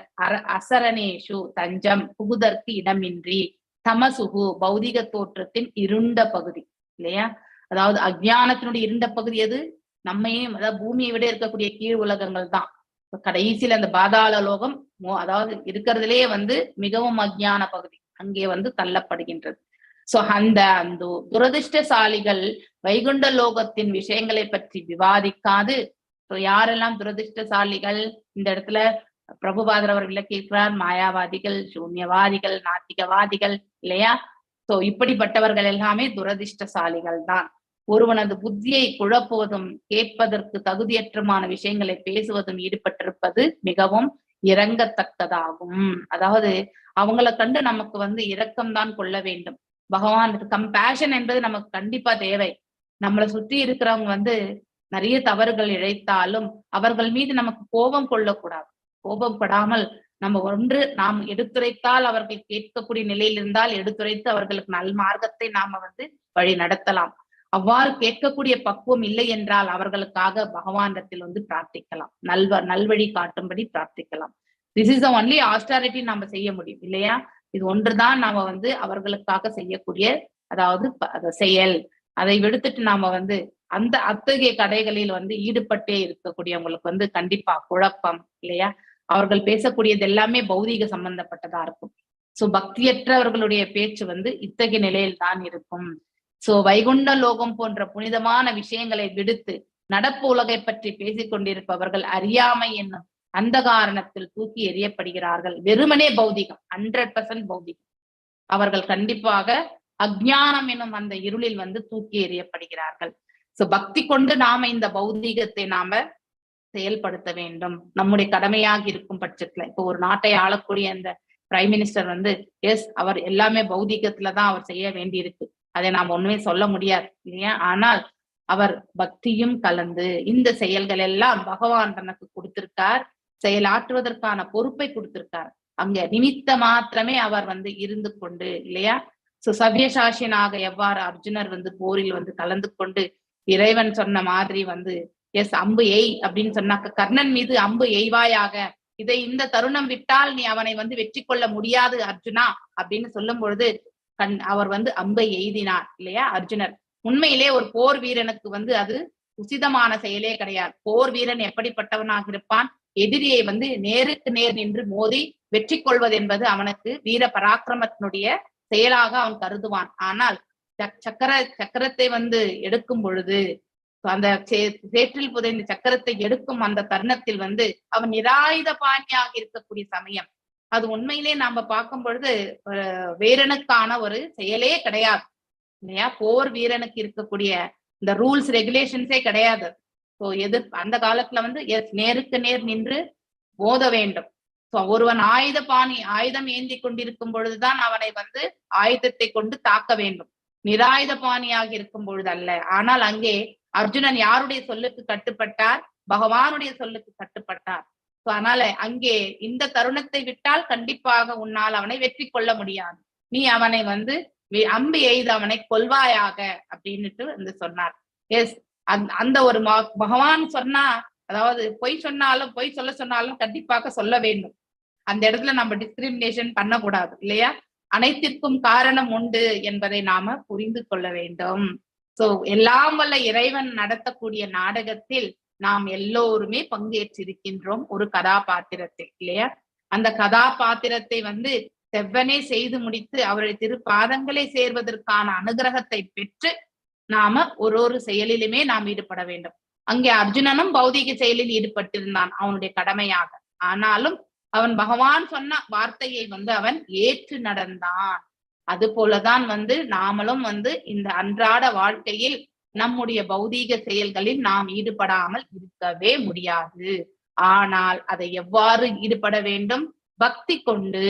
பகவான் இது நமக்கு கொடுத்திருக்கக்கூடிய ரெஸ்பான்சிபிலிட்டி இல்லையா, பொறுப்பு அப்படிங்கிறத வந்து ஏற்று நாம வந்து செயல்பட்டோம் என்றால் அந்த செயல்களுடைய கர்ம பலன்களுக்கு நாம பந்தப்படுவது கிடையாது. வெறுமனே செயலாற்ற வேண்டும், நிமித்த மாத்திரம் மட்டும்தான் நம்ம செயலாற்ற வேண்டும் இல்லையா? சோ அதேதான் இந்த இடத்துலயும் வந்து எடுத்துரைக்கப்பட்டிருக்கு. சோ வைகுண்ட லோகம் போன்ற பக்தன் எப்பொழுதுமே பகவானுடைய அவருடைய ரூபம், நாமம், அவருடைய ஸ்தலம் இல்லையா, அவருடைய செயல்கள், லீலைகள் அனைத்துமே அவருடைய ஸ்தலம் தான். ஆனா உயர்வான ஸ்தலம் இந்த பரா பிரகிருதி, அபரா பிரகிருதி, இத பத்தி எல்லாம் அவனுக்கு நன்னா தெரிஞ்சிருக்கும். நாம கூட பகவத்கீதைக்கு வர்றதுக்கு முன்னாடி சொர்க்கலோகம் எங்கே இருக்கின்றது, வைகுண்டம் எங்கே இருக்கின்றது நமக்கு தெரிந்ததா? கண்டிப்பாக தெரியாது. மேல வந்து ஆன்மீக உலகம் வேறு, இந்த பௌதிக உலகம் வேறு. ஆனா பிளைண்டா நம்ம எல்லாம் பேசுவோம் 3 உலகம், 7 14 லோகம், இதெல்லாம் நம்ம வந்து சுலபமாக பேசிக்கொண்டிருந்த வார்த்தைகள் தான். ஆனா அதனுடைய தாற்பயம் எல்லாம் தெரியாமல் தான் நாம பேசிட்டு இருந்தோம். இப்ப கோலோக சாட்ல 7 14 லோகத்தை பார்க்கிறோம். மத்தியில இருக்கக்கூடிய பூ உலகம், மேல இருக்கிறது எல்லாம் மேல் உலகம். ஜென்ரிக்கா கேட்டகரி பண்ணும்போது மேல இருக்கக்கூடிய உலகம் மேல் உலகம், மத்திய உலகம் பூமண்டலம், கீழே இருக்கிறது எல்லாமே வந்து கீழ் உலகம், ஒரே கேட்டகரி. ஆனாதான் 3 உலகம் என்று சொல்லப்படுகின்றது. 3 உலகம் ஒரு வாட்டி சொல்றாங்க, 7 14 லோகம் சொல்றாங்க. என்னது ஒன்னும் புரியாது நமக்கு இல்லையா? அப்படிதான் நாம் எல்லாருமே இத்தனை நாட்கள் வாழ்ந்திருந்தோம். இப்ப நம்ம அந்த கோலோக சாட்ல பார்க்கும்பொழுது இதனுடைய தாற்பயம் எல்லாம் என்ன அப்படிங்கிறது வந்து ரொம்ப அழகாக நமக்கு தெரிய வருகின்றது. அவர்கள் பௌதீக உலகத்தின் எழிலை பற்றி பேசுவதற்கே அஞ்சுகின்றன. ஏன்னா இது பௌதீக மாயாவாதிகள் என்ன சொல்லுவாங்க, இதுவே பிரபஞ்சமே மாயை என்பவர்கள் அவர்கள். நாம் எல்லாரும் கூட மாயை என்று எண்ணக்கூடியவர்கள். ஆத்மா மட்டும் வந்து பிரம்மம், அவன் பிரம்ம நிலை கண்டால் அவனே கடவுள் அப்படிங்கிற ஒரு கோட்பாடு. அதுதான் வந்து மாயவாத பிலாசபி. காரணம் பல்வகை வண்ண வேறுபாடுகள் அனைத்தும் பௌதிகமானவை என்று அவர்கள் கருதுகின்றனர். இது போன்ற மாயாவதிகள் ஆன்மீக உலகம் என்றால் என்ன, அது சூன்யமானது அல்லது பல்வகை வேறுபாடுகள் அற்றது என்றும் கருதுகின்றனர். இம்மனப்பான்மை ஏன்னா அவங்களுடைய இறுதி இலக்கே எது? பிரம்ம ஜோதி, அதற்கு மேற்பட்டு எந்த இடமும் கிடையாதுன்றது அவங்களுடைய இது. குதகத மத்கனீஹி, அதாவது பயனற்ற வார்த்தைகளால், அதாவது நம்ம வார்த்தையினால் புத்தி குழப்பம் அடைகின்றது. இது என்ன ஆள் என்றது என்னன்னு பார்க்கணும். புத்தி அது தவறான சென்டென்ஸ் இருக்கலாம் என்று குறிப்பிடப்பட்டிருக்கின்றது. சூன்யவாதங்கள் மற்றும் ஆன்மீக உலகின் அருவநிலை போன்றவை எல்லாம் இங்கே கண்டிக்கப்படுகின்றன இல்லையா? சூன்யவாதங்கள் மற்றும் ஆன்மீக உலகனுடைய அருவநிலை இது எல்லாமே வந்து கண்டிக்கப்படுகின்றது. ஏனென்றால் இவை ஒருவரது மதியை குழப்புவதாகும் இல்லையா? மேலிருக்க உலகம் வந்து பகவான் இருக்கக்கூடிய நித்தியமான வாசஸ்தலம். அதையும் நாம வந்து அருவமாக்கி விட முடியாது இல்லையா? பிரம்ம ஜோதிட மட்டுமே நம்ம சொல்ல முடியாது. அங்கேயும் ஸ்தலம் உண்டு, பகவான் அங்கேயும் எழுந்தருளுகின்றார். அவருடைய சகாக்களோடையும் தன்னுடைய அதாவது லக்ஷ்மி தாயாரோட அங்கேயும் அவரும் இருக்கிறார், நித்தியமாக வாசம் புரிகிறார். லக்ஷ்மி நாராயணராக வைகுண்டத்தில் இல்லையா? மேலும் வந்து கோலோகத்தில் ராதா கிருஷ்ணராக அவர் வந்து தன்னுடைய ஸ்தலத்தில் இருக்கின்றார். அப்படி இருக்கும் பட்சத்துல அது எல்லாமே வந்து அந்த ஸ்தலங்களே இல்லை என்று ஆகிவிடுகின்றது. பிரம்ம ஜோதிடரை மட்டும் நாம கணக்கில் கொள்ளும் பொழுது யார் மூலியமாக, அதாவது யாருடைய கருத்து மூலியமாக? மாயாவாத கொள்கைகள் மூலியமாக. இப்பௌதிக உலகை மனதிற்கொண்டு ஆன்மீக உலகில் பல்வகை வண்ண வேறுபாடுகள் இல்லை என்று எவ்வாறு கூற முடியும் இல்லையா? இங்க மாயையே இவ்வளவு கலர்ஃபுல்லா இருக்கு நமக்கு இல்லையா? அப்படி இங்கேயே வந்து நிறைய செல்வாக்குகளை எல்லாம் நம்ம வாடிக்கைகளை பார்க்கின்றோம் இல்லையா. ஒரு மாலுக்கு போயிட்டு நம்ம அதாவது வாய் ஆன்னு பார்க்கக்கூடிய நிலையில தான் நம்ம இருக்கோம் இல்லையா. இவ்வளவு பெருசா இருக்கே, இவ்வளவு அற்புதமா இருக்கே அப்படின்னு நம்ம நினைக்கிறோமா இல்லையா, அதனுடைய ஆப்புலன்ஸை பார்த்து இல்லையா. அதே மாதிரிதான் ஆன்மீக உலகத்திலும் உண்டு. இதை விட இன்னும் மேன்மையா இருக்கும். இங்கெல்லாம் நம்ம வெறுமனே சாதாரண கல்லு, செங்கல் இல்லையா, மண்ணு, இதை கொண்டு மணல் இதை கொண்டுதான் நம்ம வந்து கட்டப்பட்டிருக்கு, அலங்கரிக்கப்பட்டிருக்கு. ஆனா அங்க எல்லாமே ரத்தினங்களாலையும் இல்லையா, அநேக விதமான அதாவது கற்களாலேயுமே வந்து வேல்யூபிள் ஸ்டோன்ஸ். அதனாலதான் அந்த கட்டிடங்களும் ஈவன் ரோடெல்லாம் கூட அந்த மாதிரியான நிலைகள் தான் என்பதை நாம படிச்சுட்டே வரோம். அதனால ஆன்மீக உலகம் வந்து முரணான எதிரொலி. இதைதான் உங்களுக்கு ஆல்ரெடி சொன்னது நான், பர்வர்டட் ரிஃப்ளெக்ஷன் அப்படின்னா தலைகீழாக வந்து பிம்பம் என்று சொல்லப்படுகின்றது இல்லையா. அதுதான் முரணான எதிரொலி அப்படின்னு சொல்லி, எதிரொலி பௌதிக உலகமாகும் என்று கூறப்படுகின்றது. அவ்வாறென்றில் ஆன்மீக உலகில் பல்வகை வண்ண வேறுபாடுகள் இல்லை என்றால் பிறகு பௌதிக உலகத்திலையும் நம்ம அதை பார்க்க முடியாது. இந்த நிரந்தரம் மற்ற உலகத்துல வந்து பல்வேறு வண்ண வேறுபாடுகள் எவ்வாறு தோன்றக்கூடும்? ஆலமரத்தின் உண்மையான ஆலமரம் எங்கே இருக்கின்றது என்று படிச்சோம். மேல இருக்கக்கூடிய வைகுண்டம் கோலோகத்துலதான் இருக்குன்னு படிச்சோம். அதனுடைய தலைகீழாக இருக்கக்கூடிய அந்த பிம்பம் தான் இங்க இருக்கக்கூடிய பௌதிக உலகத்தினுடைய ஆன்மீக, அதாவது பௌதிக உலகத்தினுடைய ஆலமரம் என்று நாம படிக்கிறோம். அதனுடைய விழுதுகளை தான் வந்து தலைகீழாக, அதாவது கீழ்நோக்கி செல்லக்கூடிய வேர்கள் என்று சொல்லப்படுகின்றது. அந்த இலைகள் எல்லாமே வேத பதங்களுக்கு சொல்லப்பட்டிருக்கு. கீழ்நோக்கி செல்லக்கூடிய அந்த கிளைகள் எல்லாமே வந்து பலன் கருதும் செயல்களால் வந்து விளையக்கூடிய நிலை என்றும் படிச்சிருக்கோம். அதனுடைய கீழாக செல்லக்கூடிய வேர்கள் எல்லாமே வந்து புலன்களுடைய செயல்கள் என்று, அது நம்மள ஸ்ட்ராங்கா இந்த உலகத்துல வந்து நிற்கும். எவ்வாறு அந்த ஒரு மரத்தினுடைய வேர் வந்து பாத்தீங்கன்னாக்கா மண்ணுக்குள்ள எவ்வாறு புதைந்திருக்கின்றதோ அது போல நாம புலன் நுகர்ச்சி செயல்களில் ஈடுபட்டால் ஸ்ட்ராங்கா இந்த உலகத்துல வந்து பந்தப்பட்டு நிரந்தரமாக நாம் இந்த இடத்துல வந்து மீண்டும் மீண்டும் பிறவி எடுக்க வேண்டியதுதான். சோ அதனால உன்னத பல்வகை வண்ண வேறுபாடுகள் இல்லை என்பது அர்த்தமாகி விடக்கூடாது, தவறு இல்லையா. இங்க நாம காண்பது எல்லாம் வந்து அதாவது பிம்பம், தலைகீழான பிம்பம் என்பதை, பௌதிக உலகத்தில் இருப்பது எல்லாமே ஆன்மீக உலகத்தினுடைய தலைகீழ் பிம்பம் என்றும் நாம இங்க வைபவங்கள் குறைவு. ஆனா இதுவே நமக்கு அநேக வைபவங்கள் கொண்டதுதான். ஆனா இதை விட மேன்மையான வைபவங்கள் வந்து மேல் உலகத்தில் உண்டு என்பதை நாம தெரிந்து கொள்ள வேண்டும். ஸ்ரீமத் பாகவதத்தில் இங்கே குறிப்பாக இந்த ஸ்லோகத்தில் ஆன்மீக உலகின் ஆன்மீக இயற்கை பற்றியும் வைகுண்ட லோகத்தை பற்றியும் விவாதிக்கவும் புரிந்து கொள்ளவும் முயற்சிப்பவர்கள் அதிர்ஷ்டசாலிகள் என்று அழுத்தமாக கூறப்பட்டிருக்கு. Yes, we are all blessed இல்லையா. எல்லாம் வல்ல இறைவனுடைய கருணையால் இதையெல்லாம் வாசிப்பதற்கு நமக்கு இது ஒரு வாய்ப்பும் கிடைத்தது. அதனால நாம எல்லாருமே யாருக்கு தேங்க்ஸ் சொல்லணும்? ஸ்ரீல பிரபுபாதாவுடைய ஆர்கனைசேஷனுக்கு நாம தேங்க்ஸ் சொல்லணும் இல்லையா. சோ ஆன்மீக உலகின் NND பிரபுஜிக்கும் தேங்க்ஸ் சொல்லணும். உலகின் பல்வகை வண்ண வேறுபாடுகள் பகவானின் உன்னத லீலைகளின் தொடர்பினால் விளக்கப்பட்டிருக்கு இல்லையா. அனைத்துக்குமே கனெக்டிவிட்டி உண்டு. வித்தவுட் இஸ் அவருடைய கருணை இல்லாமல் எதுவுமே இந்த இடத்துல இயங்குவது கிடையாது. அது பௌதீகமானா இருக்கட்டும், ஆன்மீகமானா இருக்கட்டும். பகவானின் ஆன்மீக செயல்கள், அவரது ஆன்மீக உறைவிடத்தையும், அதாவது அவருடைய நித்திய உறைவிடம் இல்லையா வைகுண்டம், ஆன்மீக செயல்கள், ஸ்பிரிச்சுவல் ஆக்டிவிட்டிஸ், அவர் செய்யறது எல்லாமே ஸ்பிரிச்சுவல் ஆக்டிவிட்டிஸ் தான். அதை புரிந்து கொள்வதற்கு முயற்சிக்காது மக்கள் வீணே அரசியல் மற்றும் பொருளாதார வளர்ச்சியில் ஆர்வமுடையவராக இருக்கின்றனர் இல்லையா. நம்ம நியூஸ் சேனல்ல உட்காந்து பார்த்துட்டு இருக்கோம். சொன்ன நியூஸே அவன் திருப்பி அன்னைக்கு ஃபுல்லாவே தான் திருப்பி போயிட்டே இருக்கும். ஆனாலும் நாம அதை திருப்பி பார்த்துட்டே தான் இருக்கும். அப்ப என்ன ஆகும்னாக்கா அந்த பார்த்துட்டே இருக்கிறது மட்டும் தான் நம்ம மனசுல பதியும். நம்ம என்ன பக்தி செய்தாலும் இது வந்து என்ன ஆகும்னா அது ஓவர் ரூல் ஆயிடும். அதான் பௌதிகத்தை வந்து கூடுமான வரைக்கும் துறக்கிறதுக்கு பார்க்கணும். அப்படின்னா தேவையற்ற விஷயங்களை பற்றி பேசுறது பிரஜல்பா இல்லையா. தேவையானவற்றை மட்டும்தான் பேசணும். அடுத்தவர்களுடைய அவங்களை நிந்தனை செய்வதையோ இல்லை அவர்களுடைய குறைகளை பற்றி சுட்டி காட்டுவதோ இதற்காக நாம வேறு நேரத்தை வந்து ஒதுக்க கூடாது. அதெல்லாம் தேவையற்ற செயல். நம் கடமைக்காக நம்ம வந்து பணியாற்ற வேண்டும். அது பௌதீகத்துல அது கண்டிப்பா செய்யணும். அதை தவிர்த்து நம்ம ரெக்ரியேஷன் பண்றோம் இல்லையா பௌதீகத்துல, அதையெல்லாம் வந்து நாம வந்து மெதுவாக குறைத்து கொண்டு அதை வந்து 0 நிலைக்கு எடுத்துட்டு வந்து விட்டுறணும். இல்லை என்றால் என்ன 24 மணி நேரம் டிவி உட்காந்து பாக்குறது, சினிமா பாக்குறது இல்லையா, சீரியல்ஸை பாக்குறது, நியூஸ் சேனல்ல பாக்குறது, இதெல்லாம் நம்ம விஷுவல்ஸ், நம்ம கண்ணு வந்து வெரி வெரி சென்சிபிள் ஆர்கன் இல்லையா. ரொம்ப சுலபமாக நம்ம கீழே தவழ விடுவதற்கு வந்து புலன்களை வந்து இன்வோக் பண்றதுக்கும் வந்து கண் வந்து மிகப்பெரிய ஆர்கன் ஆக்சுவலி. சோ கண்ணால் பார்த்துதான் அஜாமிலன் வந்து தன் வாழ்க்கையே வந்து வேஸ்ட் பண்ணிட்டான் இல்லையா.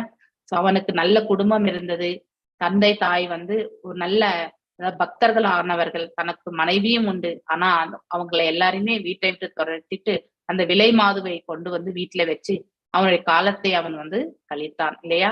10 பிள்ளைகளை பெற்றான். இறுதியில தான் அவனுக்குரிய மேன்மையான செயல் எது என்பதை அவனால உணர முடிந்தது. எப்பொழுது விஷ்ணு தூதர்களும் நாராயண தூதர்கள் மத்தியில வாக்குவாதம் என்பது வந்த பொழுது ஒரு முறை பகவானுடைய நாமத்தை, அதுவும் அவன் பகவான் நினைச்சுட்டு கூட கூப்பிடலாம், தன்னுடைய பிள்ளைக்கு நாராயணா என்ற நாமத்தை வைத்ததால் அந்த அவன் மீது இருந்த பற்றுதலால் அவன் அழைத்தான். ஆனா அந்த ஒரு வார்த்தைக்கே வந்து நாராயண தூதர்கள் வந்தார்கள். ஆனால் இறுதியில் அவர்கள் இருவருக்கு இடையில நடந்த வாக்குவாதத்தை உடைய ஆனால் இவனுக்கு வந்து மனமாற்றம் ஏற்பட்டு அவன் வந்து பக்தி தொண்டு புரிந்து ஒரு வாய்ப்பும் வழங்கப்பட்டு அவனுடைய பாவங்களை எல்லாம் கலைந்து அதற்கு பிறகுதான் அவன் வந்து மோட்சகதியை அடைந்தான் என்றும் பாகவதத்துல வந்து அழகாக எடுத்துரைக்கப்படுகின்றது. அதனால நமது 6வது அத்தியாயம் வரும்போது கேண்டோ வரும்போது படிப்போம் நம்ம. அதாவது அதனால தேவையற்ற இந்த அரசியல் பொருளாதாரம் இல்லையா, தேவையான அதுக்கான இருக்கக்கூடியவங்க எல்லாருமே அவங்கவுங்க செயலை செய்யறாங்க.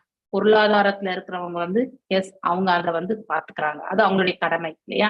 நாம உட்கார்ந்து வீணாக அதாவது நம்ம டிஸ்கஷன்ஸ் பண்றது எல்லாமே வேஸ்டான செயல். அரசியலை பத்தி நம்ம பேசி அந்த தலைவர் இப்படி செய்தார், இந்த தலைவர் அப்படி செய்தார் இல்லையா, அவதூறு பேசி கொண்டிருப்பது எல்லாமே நாம கண்டிப்பாக நிறுத்த வேண்டும். அது நமக்கு என்றைக்கும் நன்மை பயக்காது. பிரஜல்பா அப்படின்னு சொல்றோம் இல்லையா, அது நம்ம கண்டிப்பா திறந்தாகும். கூட்டங்கள் கருத்தரங்கள் போன்றவை நடத்துகின்றனர். போறோம் இல்லையா, தலைவா அப்படின்னு நம்ம எங்கேயோ ஒரு அதாவது ஒரு டிராக்டரை பிடிச்சி ஒரு பஸ்ஸை பிடிச்சி இல்லையா மாநாடு நடத்துறாங்கன்னு சொல்லிட்டு நமக்கு அங்க போனா ஒரு 1000 rupees கொடுப்பாங்க. அப்புறம் வந்து பிரியாணி பொட்டலும் கொடுப்பாங்க. இது எல்லாமே எல்லா ஸ்டேட்லயுமே நடக்கக்கூடிய ஒன்றுதான். இதெல்லாம் நம்ம வந்து செய்யறோம். நம்ம வாழ்க்கையில அன்னைக்கு வந்து ஒரு லீவ் விட்டுட்டு இப்படி எல்லாம் நம்ம செய்யறோம். இதெல்லாம் தேவையற்ற செயல்கள். ஒரு நல்ல நபரை வந்து தேர்ந்தெடுக்கக்கூடிய அந்த வாய்ப்பு என்பது நமக்கு டெமோக்ராட்டிக் கண்ட்ரில கொடுத்துருக்காங்க. யார் நல்லது செய்கின்றார்களோ அவர்களுக்கு வாக்கு போட்டு நாம அவங்களை தேர்ந்தெடுக்கணும்ன்ற அந்த ஞானத்தை நாம வந்து அபிவிருத்தி செய்து கொள்ளணும். அதாவது காசுக்காகவோ அதாவது இந்த மாதிரி செயல்களுக்காகவோ நம்முடைய ஓட்டை வந்து நாம விற்க கூடாது. அப்போ நம்ம அந்த ஒரே ஒரு 1000த்துக்காக நம்ம விட்டோம்னு வச்சுக்கோ, அடுத்த 5 ஆண்டு நாம வந்து கஷ்டத்தான் நம்ம அனுபவிப்போம். அந்த 5 ஆண்டுகளை நாம என்னைக்காவது ஒரு கவர்மெண்ட் ஆபீஸ்ல போகும்பொழுது ஒரு ஃபைல் மூவ் ஆகலைன்னா நம்ம எத்தனை பேரை திட்டுவோம். ஆனா உண்மையிலே நம்மளதான் நம்ம ஃபர்ஸ்ட் திட்டிக்கணும். ஏன்னா நாம செய்த செயல் இது அப்படிங்கிறது வந்து. ஆனால் அவர்கள் வாழ போவதோ குறுகிய காலம் மட்டுமே. மேலும் நம்ம வாழ போறதோ இந்த இடத்துல வந்து சில காலம் மட்டும்தான். அதனால இருக்கிற வரைக்கும் நற்காரியங்கள் நம்மளால ஏற்ற நல்ல செயல்களை மட்டும்தான் நம்ம செய்யணும். நம்மளுடைய கடமை இருப்பது எலெக்ஷன்ல பார்ட்டிசிபேட் பண்ணணும், நல்லவங்களை தேர்ந்தெடுக்கணும், அவர்களை அமர்த்தி இந்த பிரபஞ்சத்துல வந்து அதாவது நம்முடைய தேசத்திற்கு நன்மை விளைவிக்கக்கூடிய செயல்களில் வந்து அவர்களுக்கு நாம் ஒத்துழைப்பு கொடுக்கணும். இதுதான் நம்முடைய கடமையும் கூட. ஆனா அதற்காக நாம் அதுல போயிட்டு உட்கார்ந்து ஈடுபட்டு கொண்டு அவர்கள் எழுத்த தவறுகளுக்கு எல்லாமே நாம கண்டிப்பாக பலிகடா ஆகவே கூடாது. அது தவறு இல்லையா. ஆனால் அவர்கள் வைகுண்ட லோகத்தின் ஆன்மீக சூழ்நிலைகளை பற்றி அறிந்து கொள்ள ஆர்வம் காட்டுவதே கிடையாது. இப்படிப்பட்டவங்களுக்கு போயிட்டு நம்ம வந்து வைகுண்டம் கோலோகத்தை பத்தி சொன்னா எடுத்துக்குவாங்களா? அப்ப நாம ஏதோ கற்பனையா சொல்ற மாதிரிதான் இருக்கும். வேத சாஸ்திரங்களை வந்து அவங்களுக்கு எக்ஸ்பிளைன் பண்ணாலும் அவங்களுக்கு புரியாது. பௌதிகத்தில் 100% மூழ்கி இருப்பவர்களுக்கு ஆன்மீகத்தை நம்மளால உபதேசிக்கவே கூடாது, மேலும் முடியவும் முடியாது இல்லையா. சோ ஏன்னா நமக்கும் டைம் வேஸ்ட், அவங்களுக்கும் அது வந்து நம்ம மேல வெறுப்பதான் கொடுக்கும். 6 விதமானவர்களுக்கு வந்து இந்த ரகசிய ஞானத்தை எடுத்துரைக்க கூடாது என்று பகவான் பகவத்கீதையில 18வது அத்தியாயத்துல வந்து எடுத்துரைக்கிறார். 56th ஸ்லோகமா எனக்கு ஞாபகம் இல்லை, அதுல சொல்றாரு வந்து இந்த ரகசிய ஞானத்தை வந்து பக்தி அற்றவர்கள், பக்தி இருந்தும் அதை வந்து செயல்படுத்தாதவர்கள், பகவான் மீது பொறாமை கொள்பவர்கள். யார் பகவான் மீது பொறாமை கொள்வார்கள்? நாத்திகவாதிகள் தான் இல்லையா. ஏன்னா நாத்திகவாதிகள் வந்து கடவுள் இல்லை என்ற ஒரு கோட்பாடு முதல். 2வது தான் வந்து அனைத்தும் தான் செயல்படுத்துகின்றேன் என்ற அகங்காரம். சோ தன்னுடைய அச்சீவ்மெண்ட்ஸ் இல்லையா, எல்லாம் என்னால் தான் நன்மை விளைந்தது என்று அடுத்தவர்களிடத்துல வந்து பறைசாற்றிக் கொள்வது. இப்படிப்பட்டவர்கள் வந்து யாரோட கம்பேர் பண்ணிப்பாங்கன்னா இறைவனோடு வந்து சமம் என்று அவர்களுடைய எண்ண ஓட்டம். அதனாலதான் நாத்திகவாதிகளுக்கு அதாவது பொறாமை என்பது உண்டு. தன்னை விட வந்து யாரும் மேன்மை இல்லை, தான் தான் அனைத்தும் கிரேட் அப்படிங்கிற நினைக்கும் பொழுது அவங்களுக்கு பகவானை பற்றி நீங்க எடுத்துரைத்தா கடவுளே இல்லை என்று அவர்கள் கண்டிப்பாக வாக்குவாதம் பண்ணுவாங்க. அதனால ஹரே கிருஷ்ணா ஹரே கிருஷ்ணா கிருஷ்ண கிருஷ்ண ஹரே ஹரே, ஹரே ராம் ஹரே கிருஷ்ணா. ஹரே கிருஷ்ணா மாதாஜி. ஹரே கிருஷ்ணா. ஐ திங்க் யார் வீட்டுல பாத்திரங்கள் உருள்கின்றது. கிருஷ்ணா பிரபு கொஞ்சம் மியூட் பண்ணிடுங்க. ஹரே கிருஷ்ணா. தேங்க்யூ ஹரே கிருஷ்ணா. சோ அதனால நம்ம அவர்கள் அதிர்ஷ்டசாலிகளாக இருந்தால் வீடு பேரு என்னால் நமக்கு தெரியும் இல்லையா, மோட்சம் பெற்று முழுமுதற் கடவுளை அடைவதற்கு ஆர்வமிக்கவளாக மாறுவார்கள். அவங்களுக்கு அதிர்ஷ்டம் இருந்தாதான். அஞ்ஞானத்தில் விழுந்தவர்களுக்கு மோட்சம் என்பது எவ்வாறு கிடைக்க பெறும்னாக்கா அப்படின்னா, அவங்களுக்கு ஒரு தூய பக்தருடைய கருணை இருந்தால்தான். ஜகாய் மதாய் போன்றவர்களுக்கு நித்யானந்தா மற்றும் சைத்தன்ய மகாபிரபுனுடைய கருணை இருந்ததால் அவர்கள் மோட்சத்தை பெற்றார்கள். அது போல ஏன்னா தூய பக்தர்கள் ஆனார்கள். அவர்கள் அஜ்ஞானத்திலுமே அஜ்ஞானம் என்னென்றால் 4 ரெகுலேட்டரி பிரின்சிபிள்ஸ் ஒன்ன கூட அவங்க ஃபாலோ பண்ணது கிடையாது, எவ்ரிதிங். அதனால அதுல இருந்து அவர்கள் வெளியே வந்ததுக்கான காரணம் ஒரு குருனுடைய அனுகிரகம் தான். அதனால குருவினுடைய அனுகிரகம் கிடைக்கிறதுக்கும் அவங்க அதிர்ஷ்டம் செய்திருக்கணும், அப்பதான் அவங்களுக்கு அது கிடைக்கும். ஆன்மீக உலகை அவர்கள் புரிந்து கொள்ளவில்லை என்றால் அவர்கள் லௌகீக இருளில் தொடர்ந்து அழுகி கொண்டே இருப்பார்கள். சோ அப்படிப்பட்ட ஒரு கருணை இல்லை என்றால் அவர்களுக்கு கண்டிப்பாக மீண்டும் மீண்டும் அவர்கள் பிறவி எடுக்க வேண்டியதுதான். மனிதனாக பிறக்கக்கூடிய வாய்ப்பு கூட அவர்களுக்கு கிடையாது.